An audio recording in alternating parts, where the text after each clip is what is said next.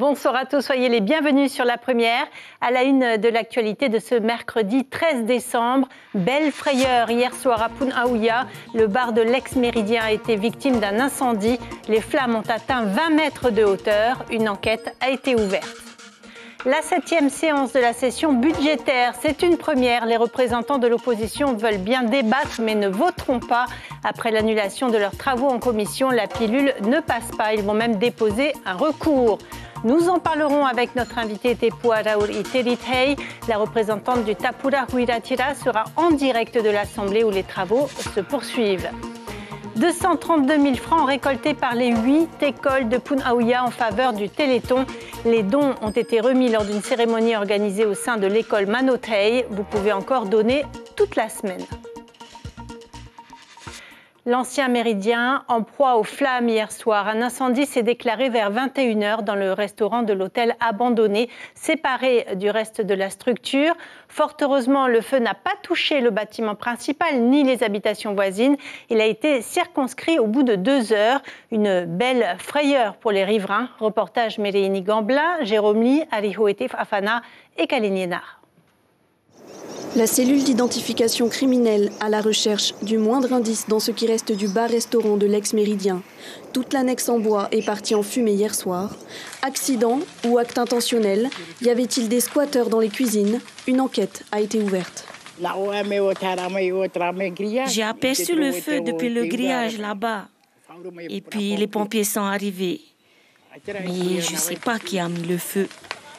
J'ai juste entendu des jeunes traîner par là. Ils sont allés derrière, mais on ne les a pas attrapés. Arrivé sur place, il n'y avait personne. Voilà, il n'y avait que le feu. Donc on ne peut pas savoir si c'est d'origine volontaire ou naturelle. Belle frayeur en tout cas dans les habitations voisines. Les flammes ont atteint 20 mètres de hauteur. Grâce à l'intervention d'une quinzaine de pompiers de la côte ouest, le feu a été maîtrisé au bout de 2 heures. Et j'ai commencé à sentir comme une bougie un peu cramée. Je me suis dit, en fait, c'est pas possible. Alors je sens. Et tout d'un coup, à ce moment-là, il y a une explosion. Je me suis dit, en fait, qu'est-ce qui se passe? J'étais surprise. Et donc, je suis allée dans mon jardin. Et c'est là que j'ai vu les flammes partir, vers le haut. Il y a je pense que c'est des pompiers qui sont venus pour me dire de mouiller la haie, le toit, d'enlever les draps, de fermer les fenêtres. L'ex-Méridien, devenu le Tahiti Yaura Beach Resort en 2018, est fermé depuis le Covid. C'est finalement le groupe Moananui qui reprend l'affaire. Dommage donc pour les nouveaux propriétaires qui voulaient garder cette annexe. Entendus par la gendarmerie, ils évoquent une origine humaine. Quoi qu'il en soit, la rénovation de l'hôtel devrait démarrer en mars 2024. Nous vous en parlions lundi, la grève se confirme dans les sociétés de dépôt et de distribution d'hydrocarbures.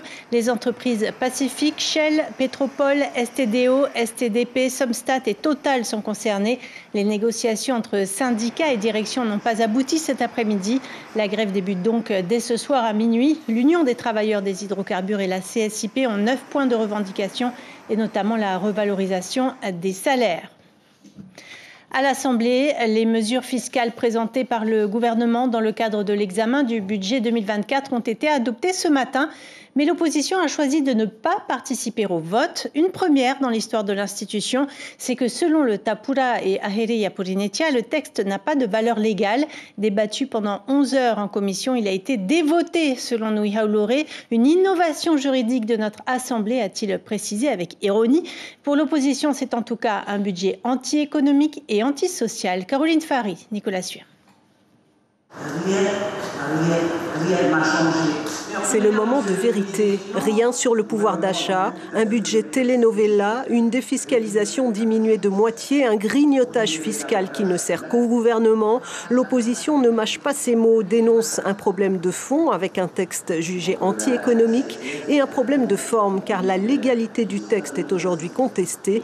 Les amendements votés après 11 heures de débat en commission des finances n'ayant pas été pris en compte. Et puis arriver après en séance et puis nous dire voilà. il y a un texte qui a été voté en commission, alors que ce texte plaise ou déplaise à la majorité, c'est ce texte qu'on doit examiner en séance, et ça n'est plus le cas. Donc nous allons déposer un recours sur la forme et sur le fond, parce qu'il y a des mesures qui sont effectivement complètement anti-économiques, inéquitables devant la contribution publique.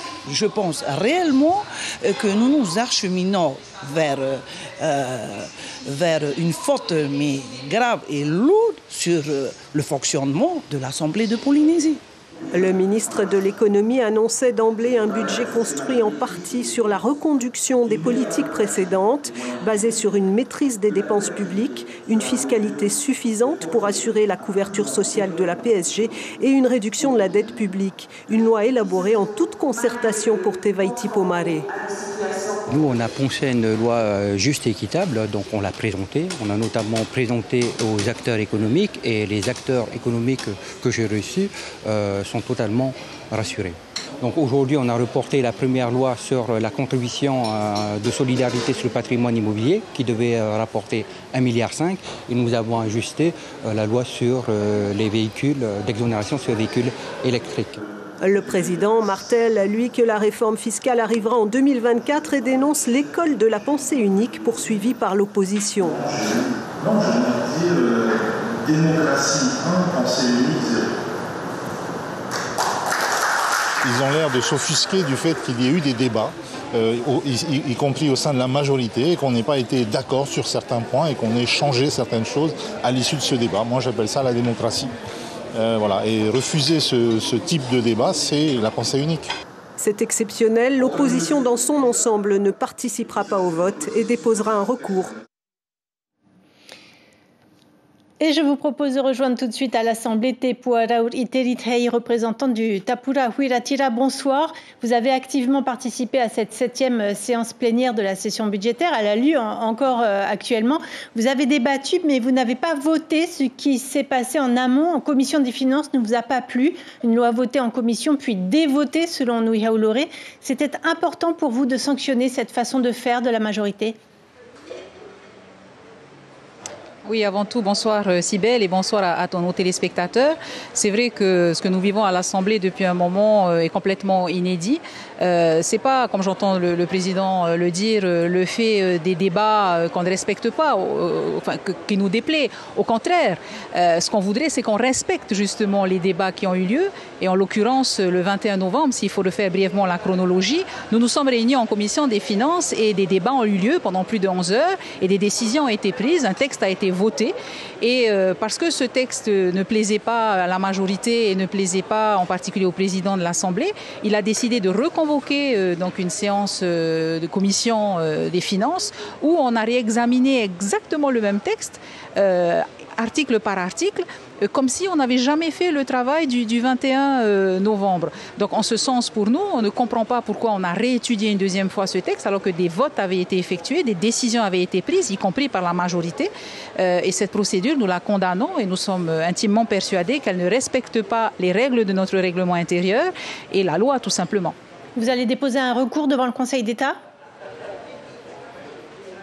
Oui, alors comme vous l'avez dit aussi dans le reportage, et là aussi c'est inédit, l'ensemble des minorités sont d'accord sur ce point de vue que je viens de développer et effectivement nous allons nous concerter un petit peu mais ne pas dépasser les délais à partie pour pouvoir déposer un recours justement par rapport à la procédure dans un premier temps et ensuite effectivement comme Nui Hau l'a soulevé par rapport à l'équité effectivement ou l'inéquité plutôt qu'on peut trouver dans certaines des mesures qui sont proposées. Sur le fond, justement, vous jugez ce budget trop optimiste. Selon vous, le gouvernement mise trop sur les recettes fiscales alors que l'inflation baisse. Qu'est-ce qui vous choque exactement ? Mais oui, en fait, c'est très dangereux ce que le gouvernement fait parce que le gouvernement considère dans son analyse que l'année 2024 sera meilleure que 2023. Alors même que tous les indicateurs économiques internationaux et tous les experts mondiaux disent qu'il va y avoir un recul de l'inflation. On constate déjà en Polynésie un recul de la consommation par rapport aux importations de containers.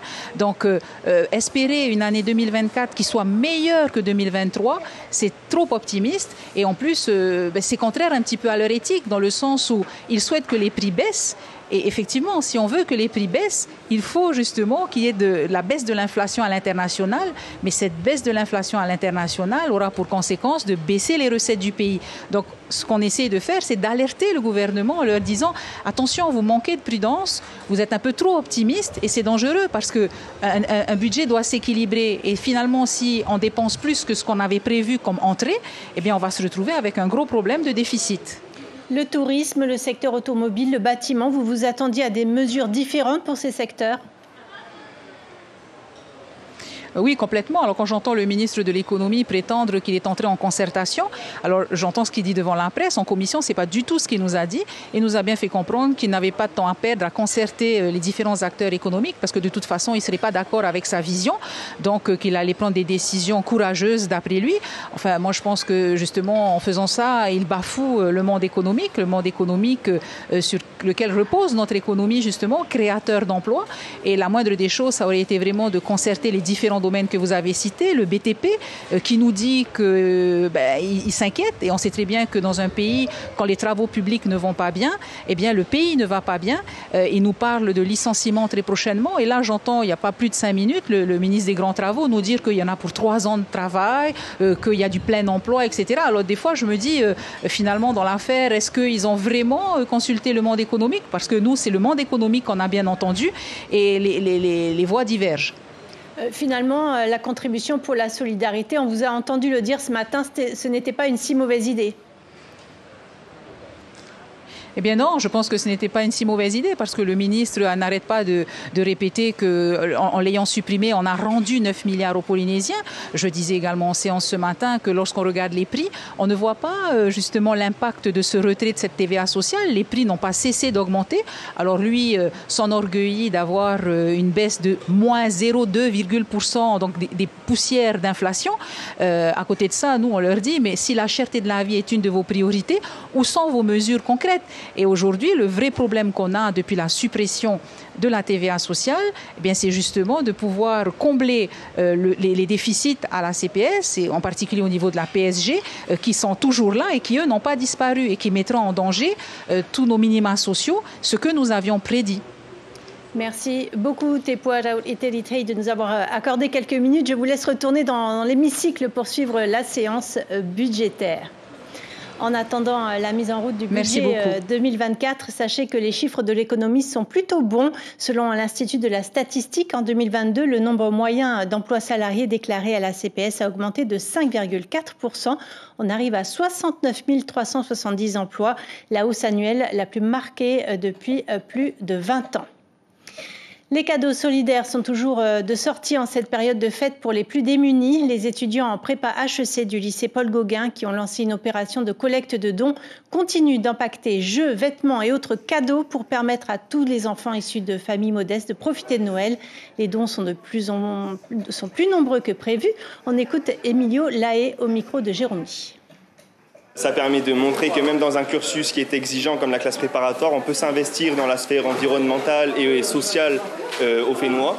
Et donc non, ça ne fait pas partie du cursus, mais voilà, on tient à s'investir dans cette association qui a été créée en 2018 pour montrer que voilà, la jeunesse du Fénois est dynamique et souhaite aider les plus démunis. Et puis le Téléthon continue en Polynésie. Les promesses de dons s'élèvent pour le moment à 2 600 000 francs. Mais vous pouvez encore donner, notamment acheter des t-shirts.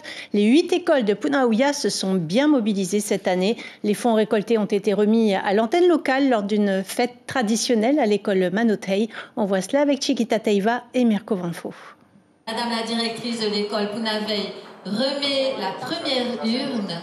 232 000 francs, ce sont les dons en pièces de monnaie qui viennent du cœur des enfants et des parents des 8 écoles de Punaouia.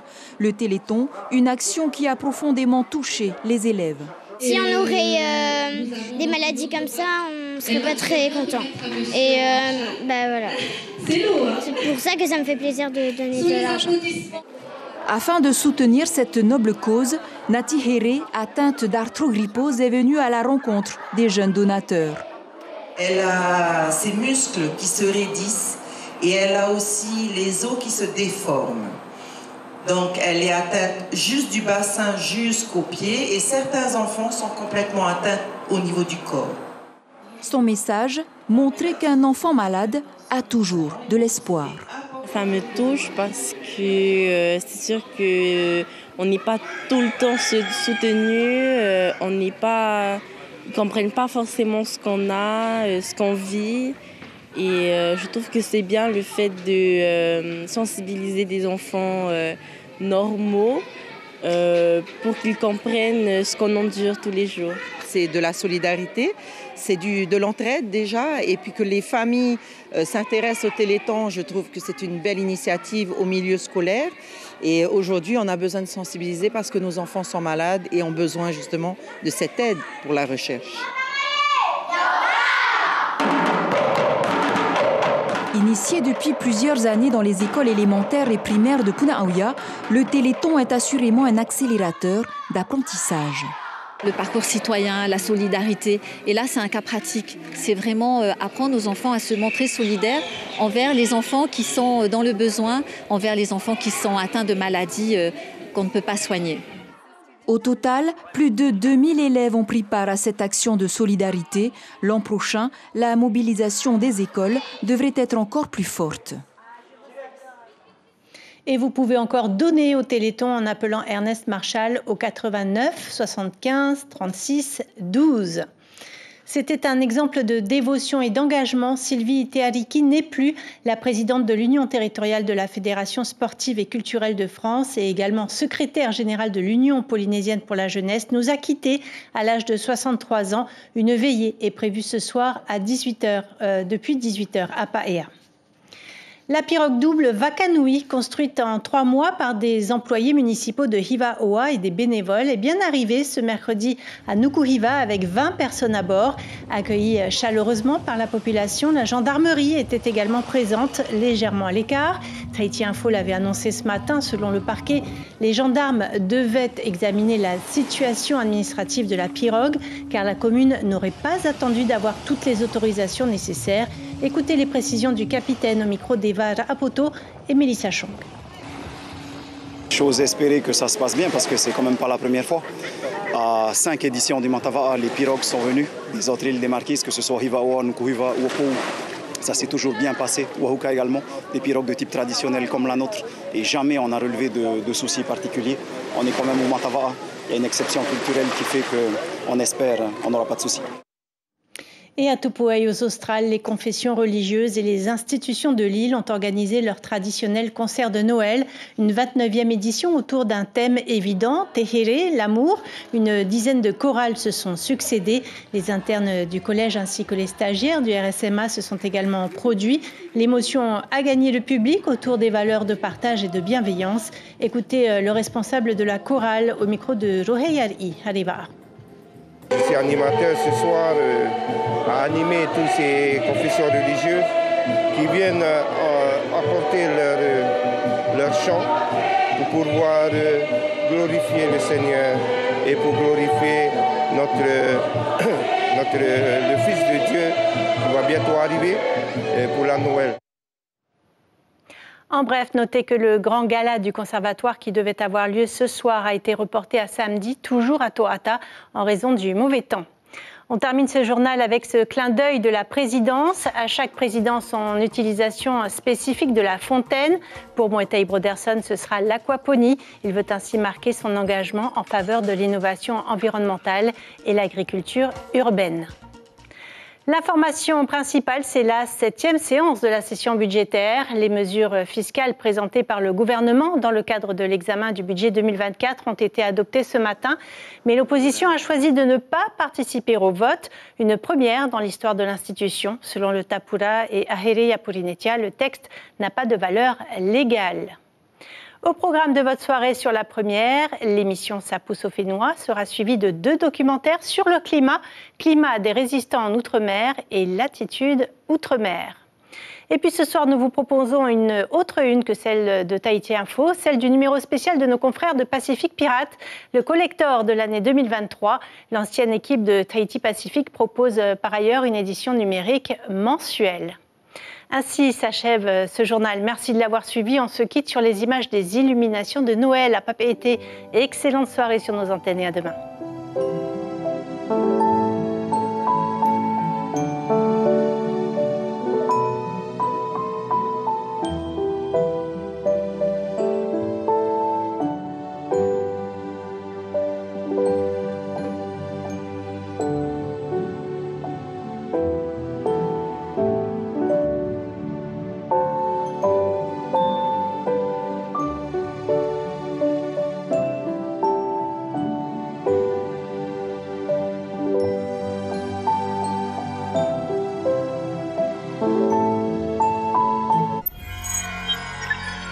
Retrouvez ce programme en replay sur notre site internet.